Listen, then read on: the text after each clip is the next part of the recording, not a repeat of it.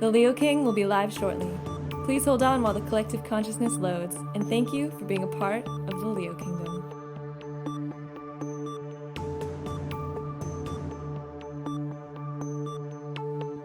The Leo King will be live shortly. Please hold on while the collective consciousness loads, and thank you for being a part of the Leo Kingdom.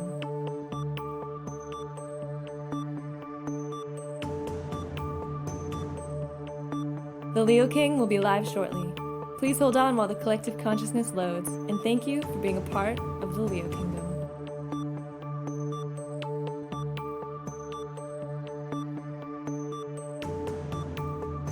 The Leo King will be live shortly. Please hold on while the collective consciousness loads, and thank you for being a part of the Leo Kingdom.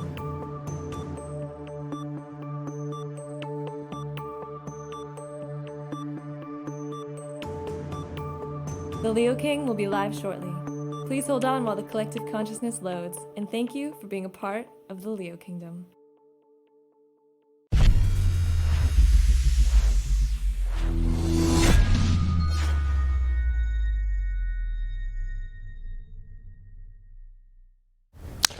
Hey, what's going on, everyone? It's David Palmer, the Leo King, here on highvibe.tv, and I'm doing another awesome exclusive interview here on highvibe.tv with an awesome channeler named Lisa Marie Shakti Ma. She is so amazing. I've been working with her for pretty much, I don't know, like the last 3 or 4 months, and we've really connected a lot, and she's super into channeling, different healing. She does so much. I do want to give her the floor to let you all see what she does, and I want to introduce you all to Lisa Marie Shakti Ma. How you doing, Lisa? Hi, David. Thank you so much for having me. Oh, I'm so happy for you to be on here. I love your energy. She's a Leo rising, by the way. So, you know, when she brings it, she brings it. Yeah, I'm pretty hardcore. You are pretty hardcore. She has Mars in Scorpio like me too. She's got a moon in Leo. She is just bam. Like when your guides and your messages come through, it's just an explosion. Yes, an explosion. So one of the things I do is divine transmissions, where it is just this pure essence of love and light. And they're extremely powerful. The energy that comes through is a direct representation of just the pure oneness. And, you know, a lot of times I'm shaking after these transmissions because it's such a high frequency. It's an extreme high frequency. I remember the first time you sent me one of your transmissions, the divine transmissions, by the way. I love that name. It's like, I was like, whoa, I was just blown away. I was sitting in my bed watching the whole time and listening, and it really adjusted my energy. It connected me back to source. But I want to ask you this question because, believe it or not, it was a channeler who changed my life. That channeled, you know, different, whether you want to call that spirit guides, they call it like trance channeling, that really helped me on my journey. Is that another place that you go as well? Yeah, so a lot of times, like the articles that I write, and even most of my messaging, you know, it is a messenger. It is a spirit guide that's coming through. I don't really claim to channel particular beings, even though I am connected to them, because from my standpoint, we're all one. So I don't really, it doesn't just resonate with me to say that I'm channeling the Pleiadians or the Arcturians or the angels. But I work with many different dimensions and different spirit guides and beings. How did you get into this? Pretty much always been this way. When I was a kid, I was, you know, very, very psychic, very telepathic, and didn't lose a whole lot of it through my life, but I lost some of it, as we all do. And as I started working with horses, it all started coming back, and the animal communication came back first. So I was communicating with animals. And as I just stepped more and more into that space, I was just constantly getting a lot of messages. And then those messages turned into like these streams of high frequency energy. Yeah, it's interesting because when you're in that space, it's like I don't want to call it 0 to 100 because you're not at 0, but I mean, it literally is like you go into a complete, just another frequency realm, I would call it. Yes, definitely. It's a very high vibration. And it's interesting because I only really experience that level of that vibration when I create one of those events or in one-to-one with my clients. You know, in my meditations, personally, I have these really beautiful states of bliss and joy, but those profound streams of energy really happen in those circumstances of those transmissions. So they're really special. And because it's so extreme, have you ever, or did you deal with being afraid of it at all? Like, was it scary when you started doing this? I just worry I'm going to scare other people. I mean, I can understand that because I'll be honest, like when it comes to channeling and at this high of a frequency that you do, like I could see how it could scare people just because they're not ready for it. Yeah, and because the channeling comes through, you know, with the energy, and then it also comes through with words and sound. And sometimes those sounds can be really wild. Like I've had animal sounds come through. I channel Kali, you know, she's like the energy of the destruction and devouring. And like my tongue will come out of my mouth and she just comes really raw. And so the sounds that come out of my mouth are very, animalistic and primal and intense. I know, that's why I love it so much. I'll be honest. That's what I think makes it so amazing because it really is, in my opinion, pure channeling because you allow it to fully come through without trying to fluff the message or curtail your channeling or let your human like mind say, oh, is this okay to say this or channel this? It's like you just fully let it out. Yeah. And the first time this started happening, like I kind of looked around, it was a room full of people. I kind of looked around at them like, wow, that was some crazy, crazy shit. And everybody just was, you know, drawn to it, magnetized. They loved it. And so their response really validated that it was something, you know, worthy, something valuable. Otherwise, I'm not so sure I would have been able to continue. Right. So I have another question. So it seems to me I've only worked with a couple channelers that I actually am like, okay, you're the real deal. And I would say that you are. I've worked with you a lot. I want to know the process of how do you get into that space, or is there a ritual you use, or how do you do that? Yeah, I mean, so one of the things I would give credit to is my daily practice. I spend anywhere from 2 to 4 hours a day in meditation and reaching very deep levels of meditation. And so I'm always connected from that space. So all day long, I'm connected. And then when I really go to make an event, I really just sit down with that intention. And, you know, I will drop down into the heart sometimes. I don't always, sometimes I can't even. Like the energy is so intense that I'm barely in my body. Like I'm shaking and I'm having troubles even being truly present because the energy just wants to come through. So for me, really, the way that I set up is that constant practice of meditation and connection. Yeah, and so like as far as the process goes, once you're in that meditative state, is there like, I don't know, it's kind of like, you know, I guess before when I do my astrology horoscopes, I have kind of like a little inner, like, okay, we're about to do this. And for me, it's just, it almost feels like it's like turning on a car a little bit with a key. But I feel like at the beginning, it was a little bit more like, okay, we're going to do this and we're going to do that. And then I feel like it just turns into a pretty easy process. Is it pretty straightforward for you, or does it feel like it has a lot of steps to get there? No, I don't do anything. So before, I would say when I first started doing this, yeah, I would connect to my heart. You know, I would actively like open my crown. I would breathe and like allow that energy to come into me. But now it's like the minute the intention is set, like I don't really have a choice anymore. Like when I create an event or a client shows up or anything, like the energy starts to come.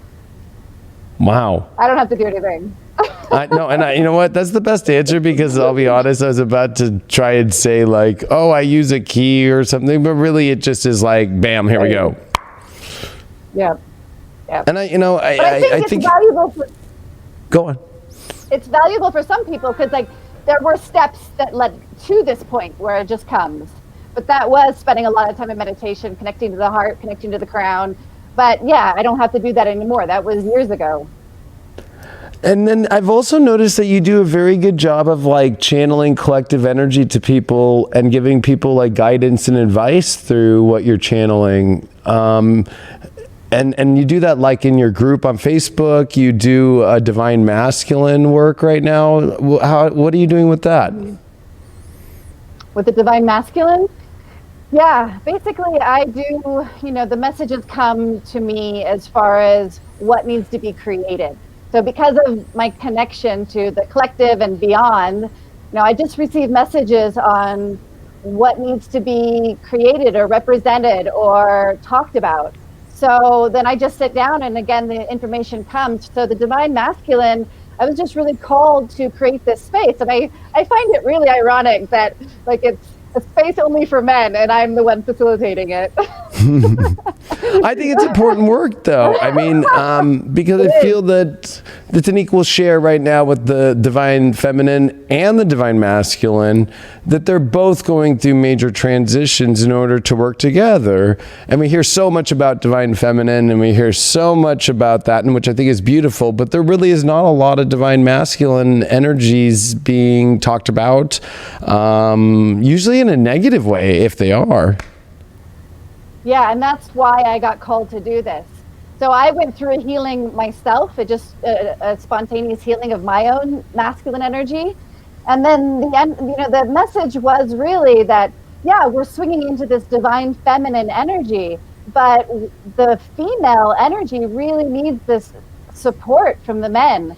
And when I experience it, it's kind of like this springboard. The divine masculine makes this really beautiful, solid energy of support that the divine feminine can spring off of with creation and power and forward movement. But we really need the men to be really solid in themselves, really connected to their emotional bodies, really connected to their heart, really feeling safe and secure in themselves to be able to hold that space. So that's what I'm trying to do in the divine masculine is help them through that process. Yeah, and I think it's beautiful. And then when it comes collectively, you've been doing a lot of sessions for people like out there on the media and the web, and you write articles that go all over like Elephant Journal and stuff. What is it that you're really picking up about like this shifting into this next decade and so forth? I'm so excited. I felt like in October, that we really stepped into another world energetically. And so there is a high frequency that is now available to everybody. And so our level of consciousness can match a much higher level of consciousness. And what that's really offering us is the capacity to move through energy really fast. Like even 6 months ago, we had to like dive into our shadows, unfold it, understand it, analyze it, and now we can just simply see it and transcend it really, really quickly. So in 6 months, everybody's just going to be at this really high frequency and just expanding out like that, that ripple in the water effect. And all of this just continuing to expand out into everybody else. But it's really the ones who are doing the work right now who are really stepping into this new identity of consciousness and really being able to move through everything at rapid speed. Time is really becoming really distorted, like it doesn't really exist so much anymore. And we're offered just the now, the present moment, and the capacity to really create whatever we want from that space. Yeah, what advice would you give people to step more into that identity of consciousness? I like that way to put it. And getting through maybe some of the blocks of stepping into this higher vibe. Beautiful. Yeah, so first is to know that it's present, that frequency is present in the consciousness, in the collective. So if they can start to allow, so not from the mind, from how do I do this, how do I create this, it's a space of dropping into the heart and allowing yourself through the process. You can naturally and very quickly align, but it has to be done from the heart, not from the ego, not from the mind. So always dropping in down into the heart is always the first thing that I would recommend. But really believing, really starting to change your perspective and believe that we are in 4D and this is available to you. And so you can connect to that energy. You can manifest that from that energy. You can shift into that energy. The more you believe that, it's like Neo, right, on the Matrix. Like once he really believed, like the bullets didn't even reach him, right?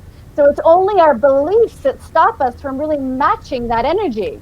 So the more that they can really believe that it is already here, the faster they will match it. Now, when you do some of these sessions, do you get visions of the future, like really far beyond, or I mean, I know how channeling works, so it's like, who knows what comes through, but what are some of the most interesting things that have come through, let's just say in the last, I don't know, year or however long you've been doing your work, even longer than that, I know, but that have really been like, wow, it's blown your mind, and you feel that people should know some of that information? Well, the first thing that comes to my awareness when you ask that is just the other day in the Divine Masculine, one of our healings, what was happening is as the energy was channeling through me, the men that were there were creating this portal. And so the energy was going through them into the collective and then beyond the collective. So what I realized, because we all know that we are a part of the collective and therefore we are influencing it, but we are even influencing beyond the human collective. And this is really important to understand. So this is one of the visions that I got about our influence as humans and our capacity to really make a big impact on the entire universe, not just our collective consciousness. The other thing that came to me was Gaia a couple of weeks ago, maybe it was a month ago, I don't know, time is really distorted. She connected to me and she was giving me all this information, and one of the things that she was really saying was, she could ultimately destroy us anytime that she wanted. Wonderful. But she doesn't, because she's in a space of unconditional love. But it was this real essence of, like, she's solid. She's actually really, really good. And this might be a controversial subject to bring up, but it's not her that's sick. We're the ones that are coming from limiting beliefs and distorted perspectives. But she was really showing me in the future as far as her capacity to really bounce back as soon as we begin to really step into this consciousness as a collective. Yeah, that makes sense, because it would almost be like a waste of time to put a bunch of energy into, I guess you could say, a species living on top of you that isn't ready, and just kind of being like, I'm good, I'm waiting until you're ready, like whenever you're ready to show up, I'll show up and everything will bounce back. I mean, she is one amazing soul. I mean, she's bounced back through everything and as if like nothing happened. And she does a very good job of even using the scars as layers of remembrance, but building even a more beautiful earth every time. Yes, beautiful. Yes. And maybe I'm tapping into your right channel. I don't know. You I think that's a beautiful message, though, because I think that's a big problem right now is fear that comes off of perspective. And there's a lot of fear about Earth and what Earth is going through. And of course, a lot of people outside the spiritual community don't even look at the Earth as Gaia or as a soul or as a being, but just more of a planet instead of this essential living being that has a soul. Yeah, and what she comes through right now with saying, and she's told me this before, is not to take for granted what the appreciation and the gratitude that we hold for her does for her as a spirit, as her own individual consciousness. So yes, we of course want to be conscious in all of these ways and how we utilize resources in every way we can, but we can also really focus on sending her appreciation, gratitude, love, because that is the most powerful thing anybody can do. No, it is. And you know, it's interesting when I go into nature, because I go out to the desert a lot and I put my feet in the sand, or I'll touch a Joshua tree or a brush, or even when I'm up in the mountains and I tap into her, it always just feels like positive, fresh. Like she really feels clean. She feels nurturing. She doesn't feel scared. Like I don't. And if I just want to say this, it's like if she was so scared, nobody would be wanting to go into nature, because they would go in there and it would be like a freak show. That's a really good point. Yeah. Right? Because if like she was freaking out and you touched a tree and you'd be like, oh my God, get me out of here. I'm dying. I'm dying. We're more, you know, like walking down the streets in the city, like, you know, you feel like you're dying. But when you get out and you get out into nature, or go by the beach or the water or a lake, there's always just this like, I'm back to whew. Yes, exactly. And I got to bring this up as a question, because you do channel a lot of different beings, and I know you don't align with one or another or so forth, but what are some of the craziest energies that have channeled to you that maybe some people don't know, that aren't mainstream? I mean, Callie is mainstream, but she is the craziest energy I have ever channeled. Yeah, because her energy, and how would you describe her energy for like people that don't know and that you've channeled it? She's a devourer. She devours energy. Wonderful. She just chows it down and spits it out like nothing. And it's just intense and raw and vulgar. She's vulgar. What's her point of that? Does she have a lesson? What's her lesson through this? Her lesson through this? What do you mean? Like her nature, like, and what she comes through with. Like, what's the deeper spiritual part of that, and why she is that way, that you would feel or sense? Well, I mean, she's like, the way that she represents to me, you know, is she is the spirit of death, in that sense of, you know, because death is just alchemy, right? It's as something dies, it just transitions into something else. So that's really what she does, is she devours low vibrational energy or death, and creates it, allows it to turn into Shakti, the energy of creation. And so that's where you get your name, Shakti Ma. Yeah. Well, it's interesting because I do know your astrology, and you do have a very intense chart. I'm not going to lie. It's like extreme. And it feels like, looking at your soul and knowing it and working with you, that it makes a lot of sense to me that that energy would come through you, because there is something to say that to the outer world it might look like that's scary or that's weird, but the truth is that the greatest power is about understanding the energy that can devour, to turn that into the power of life and light at the same time. Yes, definitely. And you know, she's depicted a lot of times as this like evil goddess, but when you really learn her, I mean, even when you really learn the history of her, but even when you really just step into her energy, you know, she of course comes from a space of unconditional love, but she has no fear, and she steps right into any energy, the darkness, whatever, however you want to call it, and yeah, transmutes it devours it.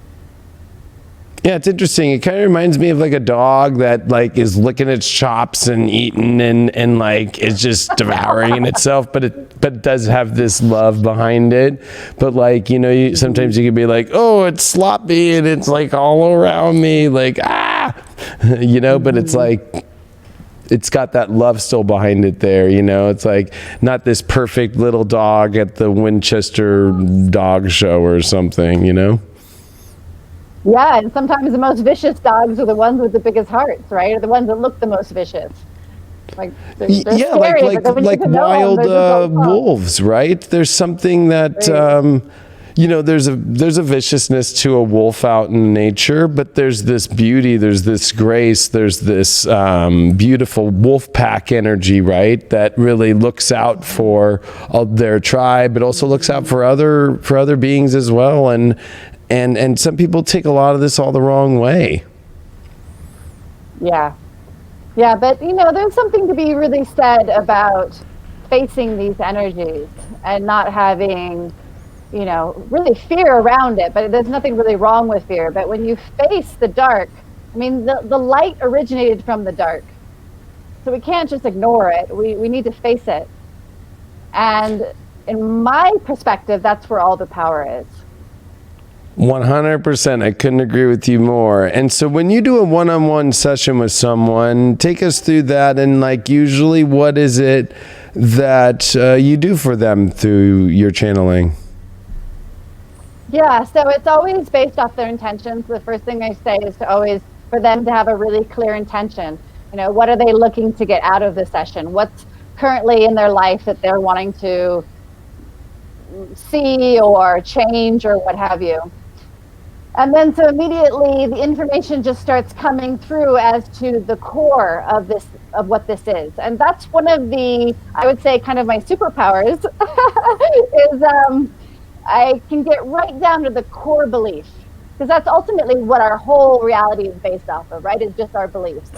So any limitation, anything that we're experiencing through difficulty or challenges or something we don't want to be in ourselves, there's some sort of belief there.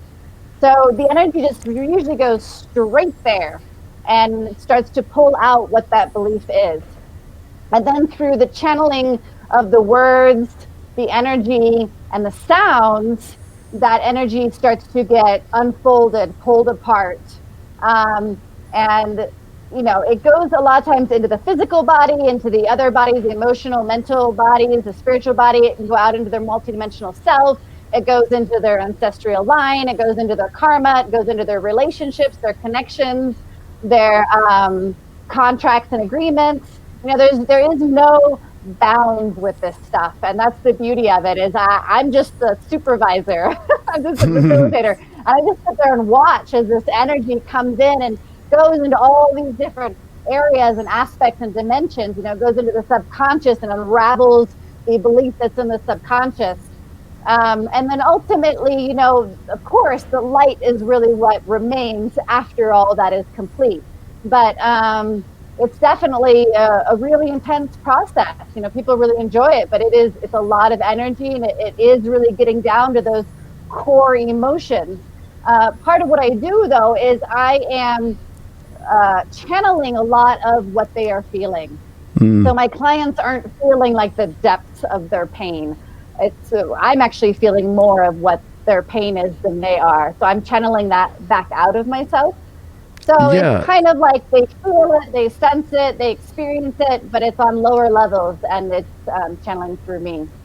It's like you're like doing the shadow work and presenting it to them for them too. Yes. Yes, like I've been called a master merger.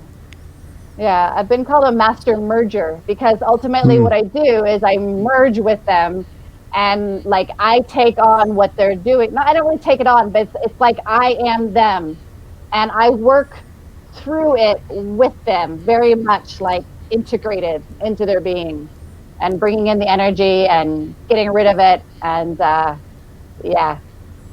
So a lot of people in the chat are wanting to see you in session. I don't know if you're down to just maybe if you have a message for the collective you might want to channel. I don't want to put you on the spot. A lot of people would love to hear.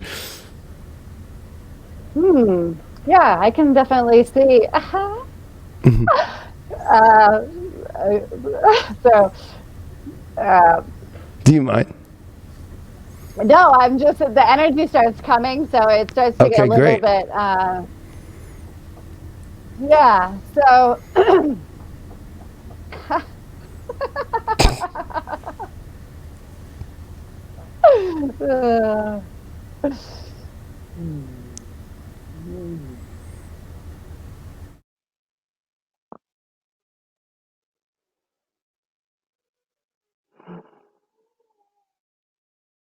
So I invite everyone into their present experience, their present moment, into the space that is their body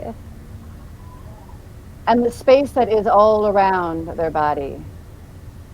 I invite everyone to take a breath and become present in this moment. Become present with the energies that are accumulating. Breathe down into the pit of your stomach. What are you feeling in this moment? What are you personally resonating at?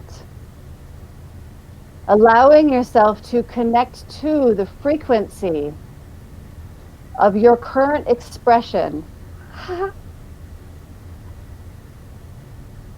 As you do this, breathe into your body. Own this current expression. Own this current frequency.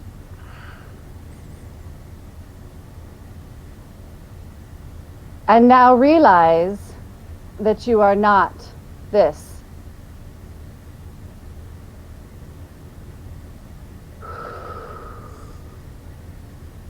Realize that you are not this emotion.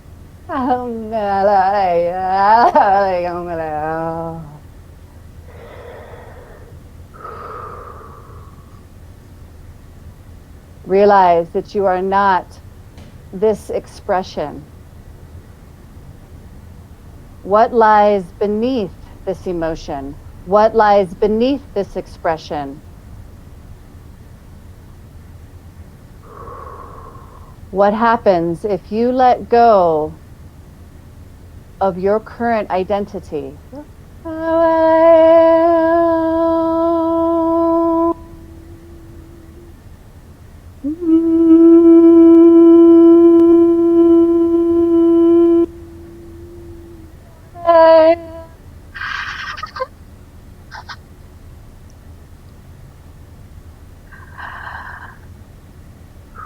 Take a deep breath into your diaphragm.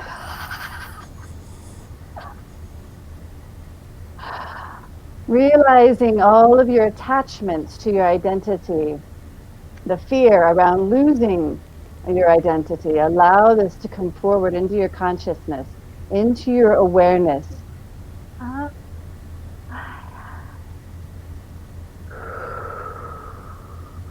All of your labels and descriptions of who you are, allow them to be present in this very moment.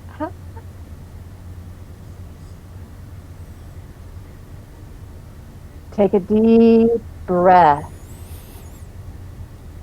surrendering yourself to the being that exists before these labels.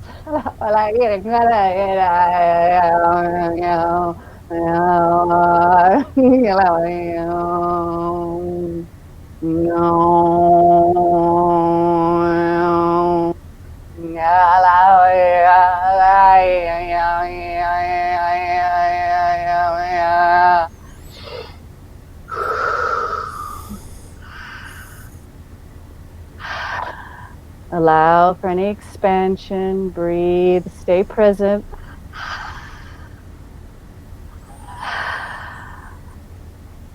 And again, coming into new awareness, what other labels, what other deeper expressions of I exist within your consciousness? What are the deeper beliefs that you have around yourself?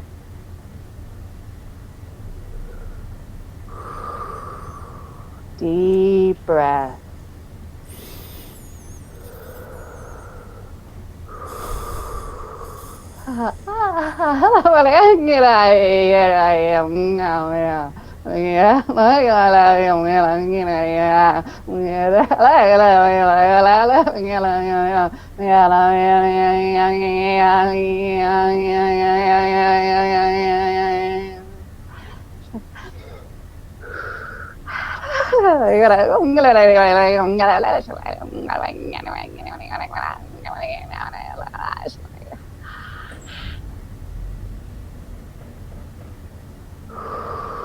Deep breath, breathing through any discomfort, allowing any triggers, any discomfort to be present. Taking your awareness into your subconscious.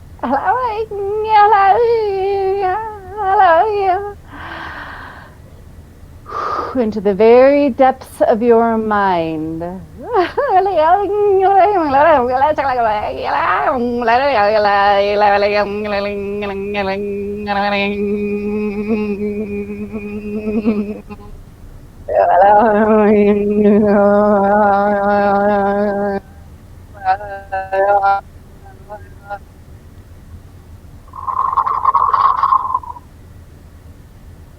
The memories of your childhood, of the very beginning of when you started to create an impression of I am, of identity, deep into the subconscious mind of your present being. Allowing for any images, feelings, memories, sensations to come forward, any discomfort, any realizations.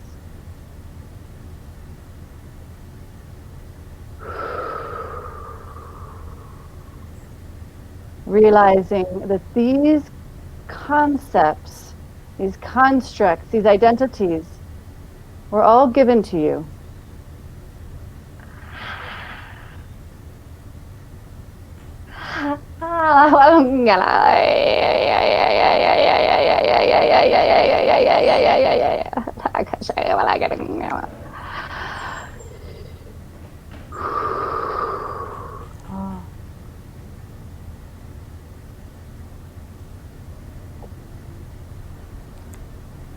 And allowing yourself to connect to the being before all of that identification, drawing your awareness back down into your heart space. A deep breath here.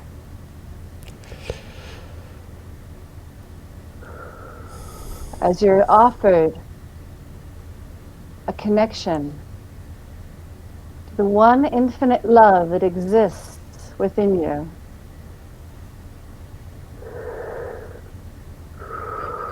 Breathe.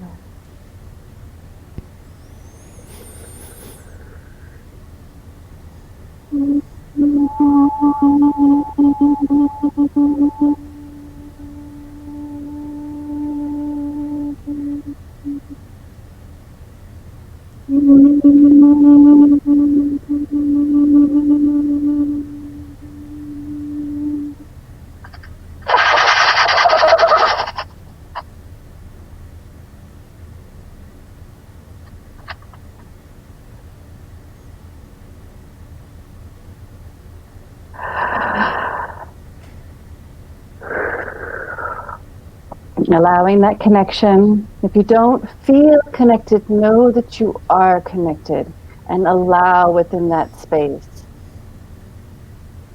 Allowing the natural feeling of peace and calm, love, truth.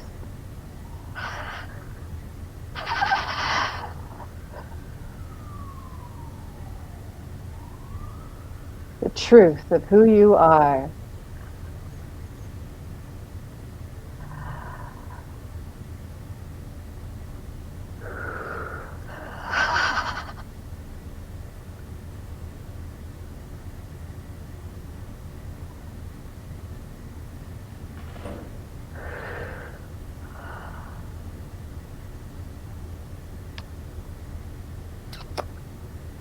Thank you. Wow. Yeah, you know, it was interesting about that because I think there's so many people right now going through a lot of the things that came through in that transmission were disconnecting from the attachments to a lot of feelings people are going through that are created off beliefs, identities, and so forth, and getting back to the original self. Yes, what I've been experiencing in the collective is that connection to identity. And a lot of people are having that shed. And who are we before all of our identifications? We're this infinite being. Yeah, it was interesting. I was getting visualizations of like a bunch of my own hands like holding on to different parts of ego and identity, like can't let it go, you know? And what's interesting is every time that you would shift from speaking into sound, it's like it's helping take the layers down to help you get more to self, especially when you allow it to come through and just let it do its work to get you back there, because it's almost like it has to fight fire with fire a little bit of the ego's non-willingness to detach. Yeah, definitely. And allowance is the key there. And the words and the sounds are really meant to trigger and then meant to dissolve. But So first that's what the devouring kind of is. Mm-hmm. It makes a lot more sense to me now. Because when, you know what I mean? Like, it makes a lot more sense to me as far as like what the devouring to me is, or any of the energy that's here to take away, are the things that are not serving us in seeing things clearly, seeing ourselves clearly, and remembering who we are truly. Yeah, and the thing is we get to express, and we get to experience and be an expression of truth, but it's the attachment to those expressions that really hold us down in our ego and our identification and limit us ultimately. Yeah, and it feels like a lot of the dark energies out there are feeding those attachments. Yes. Yes, of because course. I was getting a lot of the dark energies that fed the attachment to the fear of losing, you know, these perceptions and beliefs. And even just at the very beginning, you said what energy or basically like feelings that you're going through at the moment. So it really took a very kind of random moment in life, but connected it to a more longer term, widespread understanding of self that shows you where you're disconnected to your true self. Yeah. So it does a very big, much connected into. Yeah. Yeah. It gives a very big wraparound and again, to the truth. These identities that most of us, you know, we have our personality, our basic blueprint, but a lot of these identities we acquired, you know, from our family. We acquired them from our experiences. They're not who we are. Yeah, and a lot of it too is through like the media, life, movies we see, books we read, school. I mean, there's so many different things that have defined what is good, what is bad, what things should look like. It was interesting. As I'm reading through the chat, people were like, just recently, as I was looking down, like, wow, that was really intense. And some people were saying when they closed their eyes, they saw zebra pajamas and a gold door. It's interesting to see people and what they were seeing. Yeah. Usually it brings a lot of visuals. Not for everybody, of course, but those who do have visuals, it brings a lot. I love this comment and by actually, somebody. People who don't usually have visuals. Yeah, this was the best comment I think I read. I respect her. How are you supposed to know what something should sound like? We have no context. Thank you. And I really respect that comment too, because I think some people were like, whoa, this is intense, or they get a little triggered or freaked out, which you and I can relate in a lot of ways with that. Somebody was saying, oh, David is regretting asking that question. The truth is not at all, because I think that the proof in this was, as I'm now going back and reading, it's like people really are triggered by the identification of what they think should look or sound the way that it should sound good or should sound some way, based upon their own ego's identity and their attachment to the way that things should look and see. Yeah, and again, the sounds and the words are really meant to trigger.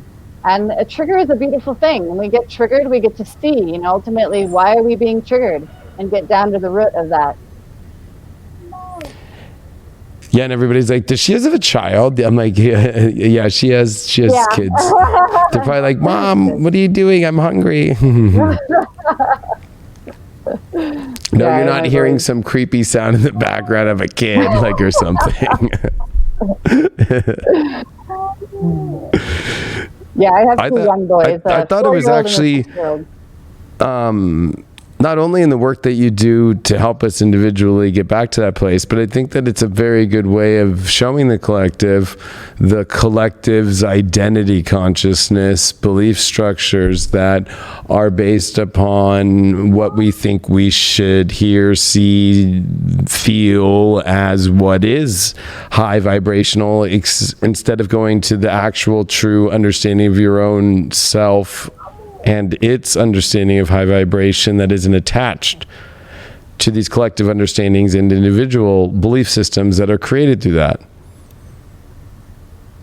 Definitely. And we can always be in fluff, but fluff doesn't transform us. It doesn't bring us to our true self. No, it's and honestly, it's like, there's nothing wrong with the opposite of fluff, like as if it's some bad thing, like that only fluff is good, or what we define as light is only good. Like, how does light come about? There's light from the black hole that we have seen that's actually taking away light at the same time. So we're seeing the light of the light dying, basically, and being ingested. Like, there's so many different ways to understand this light dark thing, good, bad, and I think that this is one of the root causes of the whole entire spiritual community's issues. Is this understanding, and a lot of this is conditioning with religious activities and so forth, and belief systems, because they look at something and go, oh my gosh, this is bad because this is the lineage that was said for it to look a certain way. Right. Yeah, and it's unique or out of the normal, so to speak. I mean, with all of what we've gone through as far as any kind of expression of being different or out of the ordinary has been ostracized, has been deemed bad or evil, or some, identification like that. And we haven't even experienced the vast variety of expressions of love out there. No. And it's interesting, because I was thinking, if it was 3,000 years ago when you were doing that, and the people didn't have, let's say, Christianity's understanding, or even, let's say, Greek mythology. That's why I'm using about 3,000 years ago, and they were to understand more some of these ancient understandings of, beings or gods or anything, and they heard stuff like that come out, that would almost be like as if somebody expecting to hear a Catholic priest sing a hymn. Yeah, definitely. I mean, then there's been plenty of priests and whatnot that speak in tongues, as well as, in the Egyptian era, sound was one of the primary healers. And So cute. And those sounds were just tones. Yeah. And the Egyptians used tones to go into very specific parts of the physical body using those specific tones, because as we know, different organs are different frequencies, the body is different frequency, the emotional body is a different frequency. So all of these very basic forms of expression of the tones and even speaking in tongue are far from new. Yeah. Somebody else had wrote that those that channel specific angels and continually laugh are from the lighter vibration, which I liked, because, you know, there is something to say, like I was saying last week on my After Dark show, I was saying that coming into the true authentic self, there's a little bit of a badass, that smile, that ha ha ha. But, you know, we kind of get that negative connotation to that in the media now. It's almost like, no, you're not supposed to laugh. You're not supposed to have a badass kind of vibe a little bit, or that's too ego or too dark. Like, it's almost like you need to be in pain and be in suppression. That's normal. Yeah, and again, there's an identity around spirituality, which there's so many, you know, like we're supposed to just be positive, and yeah, we're supposed to fit some very light energy, but that's not real, and love has infinite expression. So when we really allow ourselves to tap into those, there's all these beautiful ways in which what love wants to come through. It's not just the way we have perceived it to be love, and that's one of the things that I really try to bring people's awareness is our perception of love is very, very limited. I agree with that. I think it's beautiful, and I really appreciate that you did that for us all and we're able to experience it, because actually I think it really did something positive to help people see something that I've been trying to describe to people for a very long time. But it takes a collective to help all of the collective understand. Like, I'm not able to do what you've done. And I think that you've done something that I've been trying to explain to people through lectures, through daily videos and everything. And you just did it in 20 minutes. You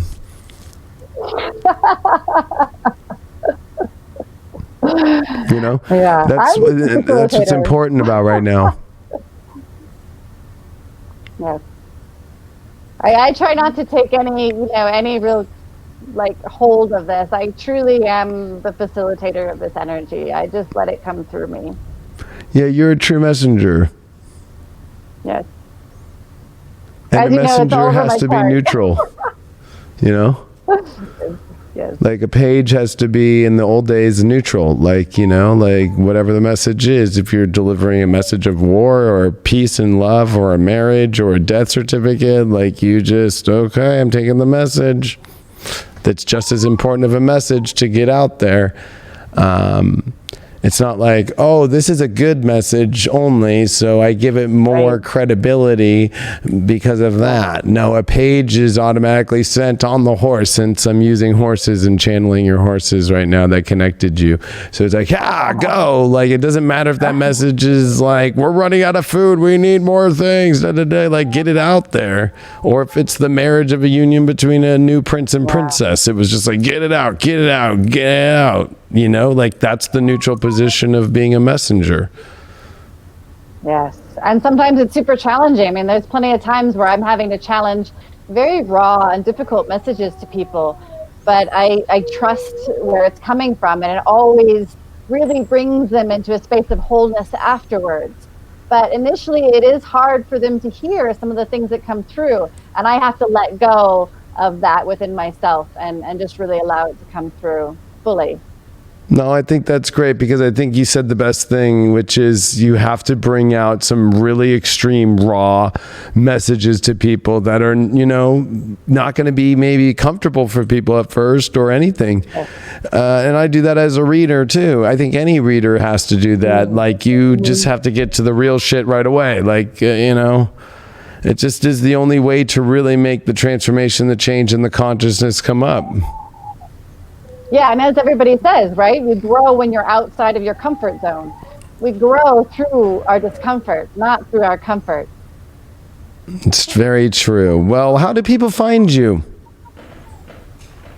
They can find me on my YouTube channel, and I put a lot of content up on my YouTube channel, just free content. And then I have my website, www.shaktima.net. And I do events and one-on-ones and create a lot of free content as well. Yeah, and I can vouch for you. I work with Lisa a lot. We talk every week on a lot of different subjects. Her and I talk about the things in the collective, and always the messages that you channel to me always come through the same way that the planets are channeling. So there's always a deep connection to all that. So I think it's beautiful. And I think all of you should check out Lisa Marie Shakti Ma. And you do a lot of articles too lately. You've been putting out a lot of good stuff, especially like through Elephant Journal and stuff. Yeah, so everything I do is just channeled. I just sit and channel the energy and then put it in a paper. And it's always, really relevant to what's going on right now. So I recently did an article around manifestation and where that truly comes from, which is, in my opinion, resonation. So yeah, lots of really great content out there that people can find and explore. Well, beautiful. Well, thank you so much. It's funny because you and I always talk together, just off like being on like a show talking about it. But it was just beautiful to have you on, and I'm so happy to introduce you to the people on High Vibe and all people out there in the world about what I think is a very special and very unique and very powerful divine transmission to the world.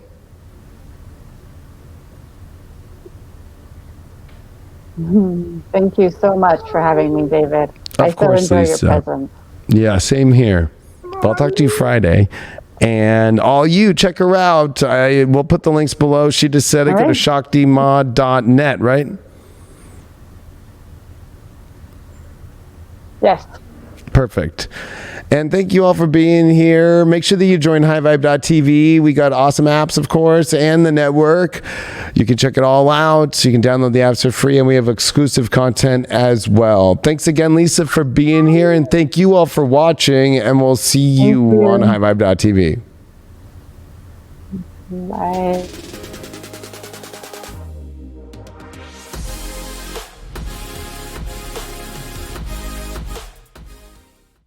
So this video is going to give you the tools, it's going to give you the steps, it's going to give you the questions for you to ask yourself to prepare yourself. It's going to give you my opinions on what best course of action to take. And you can take it or you can leave it or you can take parts of it or none of it. To me, as long as you're willing to listen, as long as you're willing to hear me and take it in and ask those questions, do you want to be in it or not? Like that's what the call is. And that is, I think, the deepest part of this energy is when people start going, I want the energy to go back to normal. You want the energy to go back to where you don't have to participate in anything anymore. And you just want to go sit back and watch the whole show. And guess what? The universe is giving you that opportunity here as the build up to 2020. But do you really want that in your life? Is that really, but I'm not saying, maybe I'm saying that because I'm somebody who feels that I don't want it, I don't want that. So I can't judge you for being in that space. But I can tell you from an astrological point of view that sure, it might feel more comfortable to be in that space, but there is going to be something of not being fulfilled.